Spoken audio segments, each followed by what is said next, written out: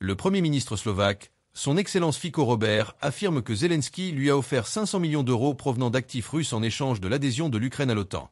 Monsieur Zelensky est revenu sur le sujet du gaz et m'a demandé si je voterais pour l'adhésion de l'Ukraine à l'OTAN s'il me donnait 500 millions d'euros provenant d'actifs russes.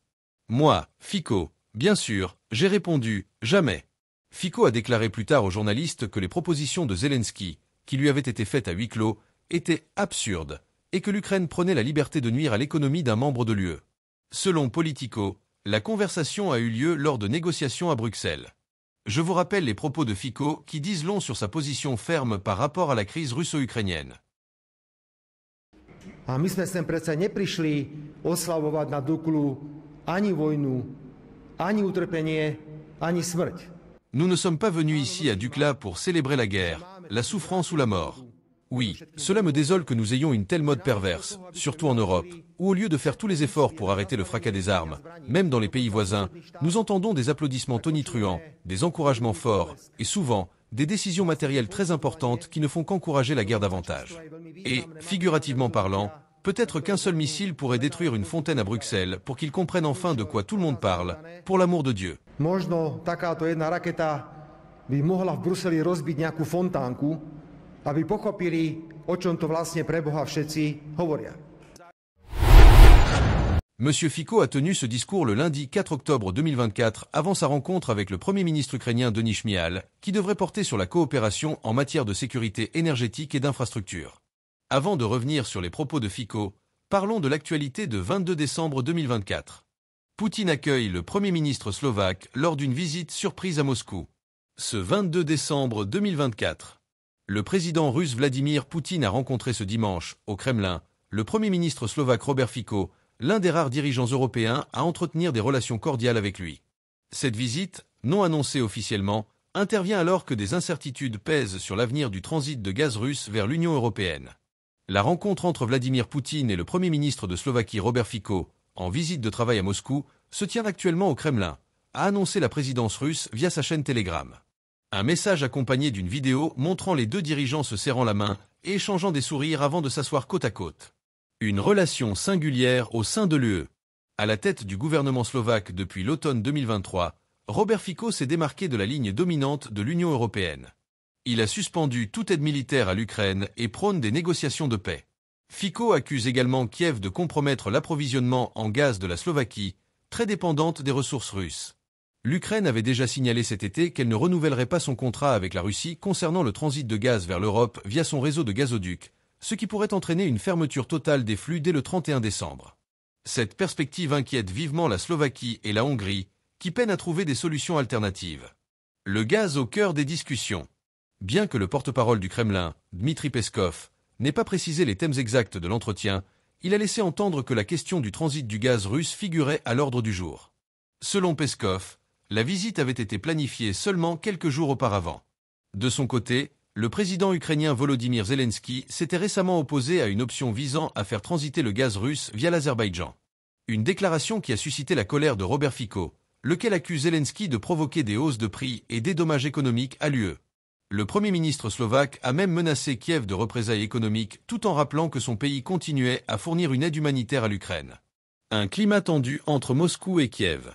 Parallèlement, Vladimir Poutine a promis ce dimanche des représailles sévères après une attaque de drones attribuée à l'Ukraine sur des immeubles résidentiels de Kazan, dans le centre de la Russie.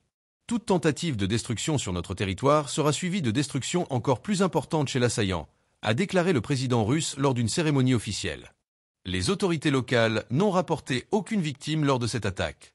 Bien que Kiev n'ait pas commenté cet incident, les frappes ukrainiennes sur le territoire russe se concentrent habituellement sur des infrastructures industrielles ou pétrolières. Les accusations visant des cibles civiles, en particulier situées à grande distance de la frontière, restent rares. Des avancées militaires russes en Ukraine. Sur le terrain, la Russie intensifie ses offensives, notamment dans la région de Donetsk, à l'est de l'Ukraine. Ce dimanche, le ministère russe de la Défense a annoncé la prise des villages de Lozova, dans la région de Kharkiv, et de Sontsivka, dans celle de Donetsk. Cette accélération des gains territoriaux coïncide avec l'imminence de l'investiture de Donald Trump à la présidence des États-Unis en janvier 2025. Trump, qui a promis de mettre rapidement fin au conflit, n'a toutefois pas précisé comment il comptait atteindre cet objectif, suscitant des inquiétudes du côté ukrainien. Face aux revers militaires actuels, Kiev redoute d'être contrainte d'accepter un accord de paix défavorable, dicté par un contexte géopolitique en pleine mutation. Le discours de Robert Fico s'inscrit dans une approche visant à privilégier la paix et la diplomatie face à la guerre en Ukraine, tout en dénonçant les réponses militaires et économiques de l'Occident qu'il juge inappropriées. Sa position est claire. Il critique l'escalade militaire et propose une solution diplomatique pour mettre fin aux hostilités. Contrairement à une interprétation qui pourrait le voir comme pro-russe, il se pose plutôt en défenseur d'une alternative à la guerre, en rejetant l'idée que la violence puisse résoudre les conflits. Lors de son discours, Fico déclare qu'il demandait aux législateurs sous son contrôle de ne jamais accepter que l'Ukraine rejoigne l'OTAN, en affirmant que l'adhésion ukrainienne pourrait être une base pour un conflit mondial. Cette position marque une rupture avec la ligne majoritaire en Europe qui soutient l'intégration de l'Ukraine dans l'alliance militaire. Fico suggère que cette adhésion, loin de stabiliser la région, risquerait d'aggraver le conflit et de faire entrer l'Europe dans une confrontation militaire de grande ampleur. En évoquant les livraisons massives de soutien militaire et financier à l'Ukraine, Fico critique l'Occident pour avoir alimenté la guerre. Il exprime clairement que la solution ne peut être trouvée dans l'intensification des combats, mais dans la diplomatie.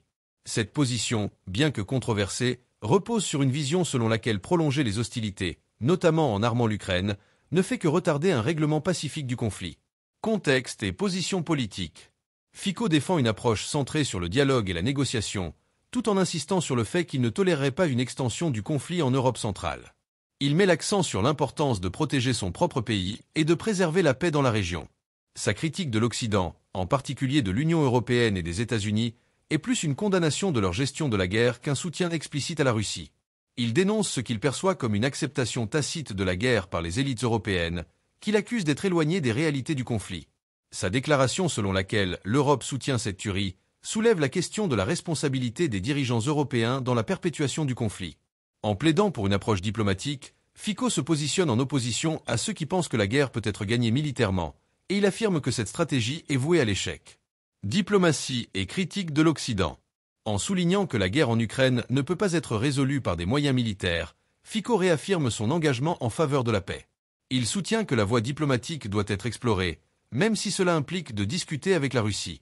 En critiquant les actions des précédents gouvernements slovaques, notamment pour l'envoi illégal d'avions de chasse en Ukraine, Fico met en lumière l'importance de respecter les procédures légales et les principes démocratiques, même en temps de crise. Il est également important de noter que Fico défend l'idée que les négociations avec la Russie sont non seulement nécessaires, mais aussi inévitables pour parvenir à une solution durable.